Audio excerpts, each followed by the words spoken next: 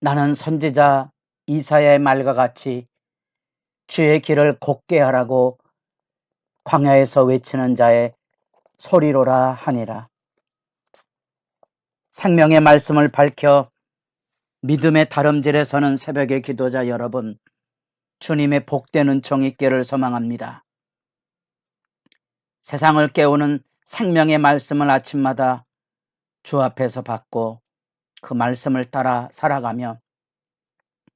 그 말씀을 통하여 영혼들을 살리는 일에 아름다운 역사 섬김이 있기를 소망하며,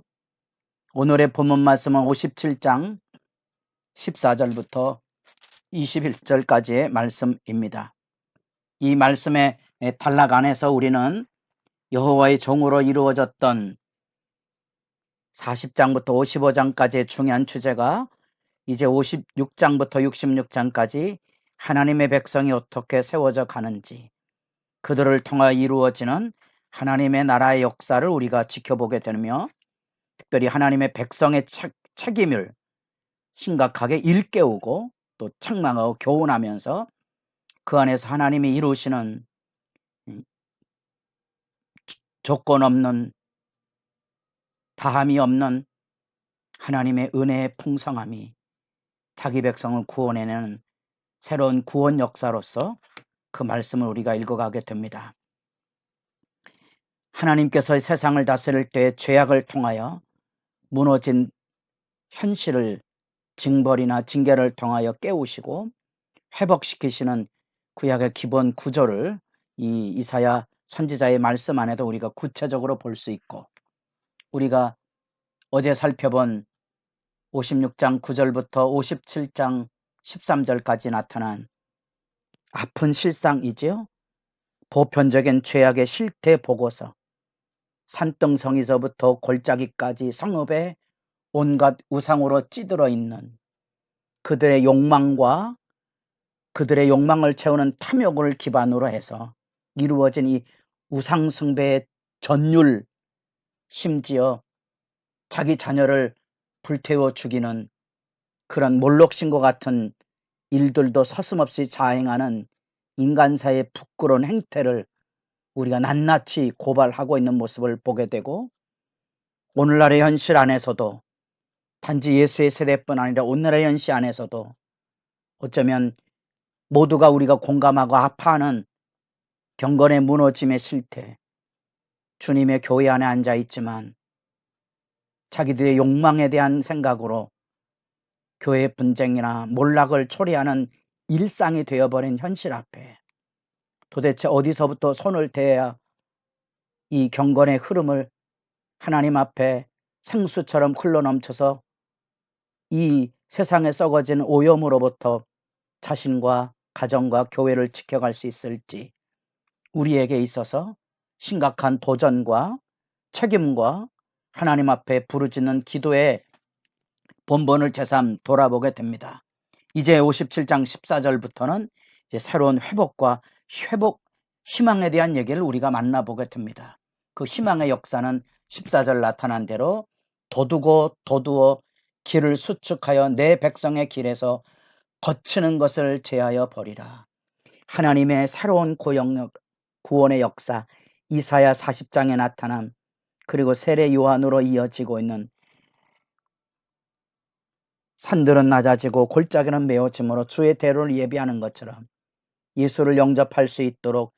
회개하라, 천국이 가까웠느니라. 그 마음의 완악을 제거하고 하나님의 구원을 준비하는 하나님의 놀라운 구원 역사. 그래서 15절부터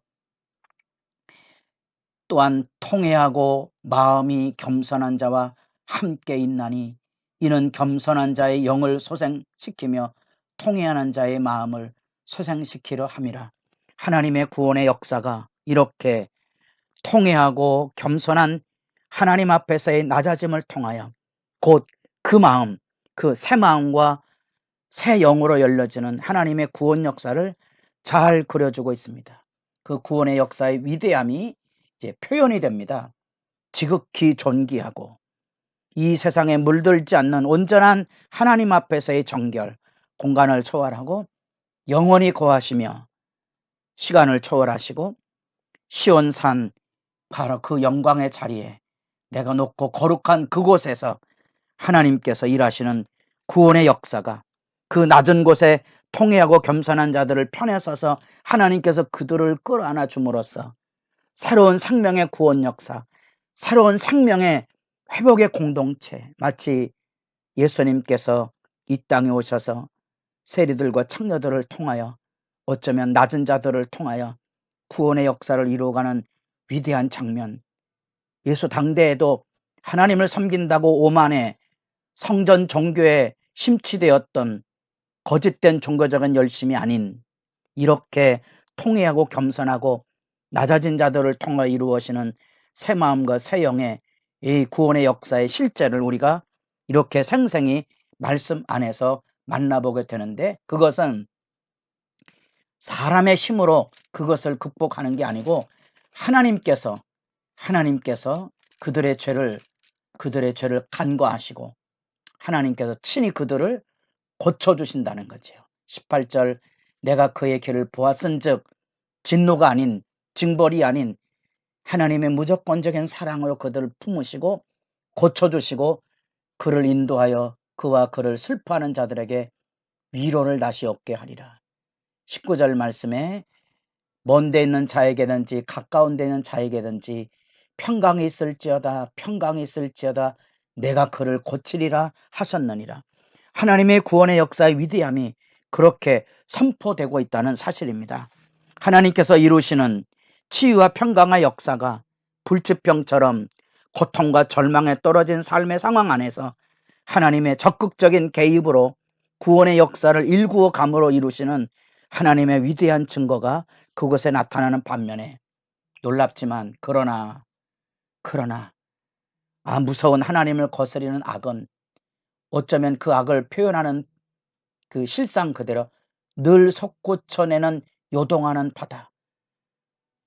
바다가 가지고 있는 이 마귀의 세력으로 상징이 되는 어둠의 세력의 진원지 안에 그런 늘 솟구쳐 오르는 요동, 그 풍랑이 일어나서 잔잔한 평화를 깨뜨리고 그 안에서 계시록에 보면 짐승들이 쏟아져 나오고 악한 영들이 쏟아져 나오는 그런 모습, 심지어 바다 아래에 있는 그 모든 썩은 그 찌꺼기들이 막 용솟아 올라서 뿌옇게 바다가 오염되고 있는 그런 모습들처럼 마치 예수님께서 요즘 우리가 레위기 말씀 안에 먹는 것에 대한 분별에 말씀하셨는데 사실은 먹는 것에 대한 얘기만이 아니고 왜 그 말씀을 하셨는가 하니 우리가 그렇게 자세히 주의하여 살펴서 살지 않으면 우리 안에는 악이 쏟아져 나오거든요. 그 원망과 불평과 시기와 장투들, 그런 마음의 악에 대한 성찰을 위해서 자기 몸을 깨끗하게 가꾸는 법을 때로는 우리의 작은 머리로 이해하기 어렵지만 왜 이것은 먹어야 하고 먹지 말아야 하는지, 이건 왜 부정하고 어떻게 정결하게 되는지 어쩌면 하찮고 귀찮게 여겨질지 모르지만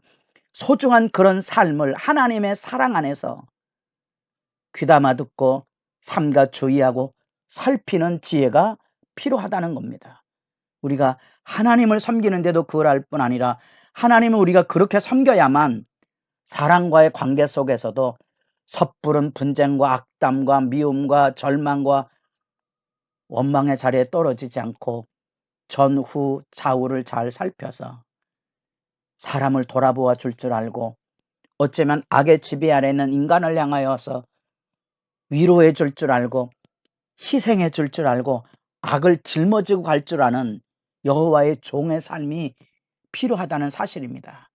그러나 악인들은 바로 그런 희생과 섬김을 조롱하는 놈들이죠.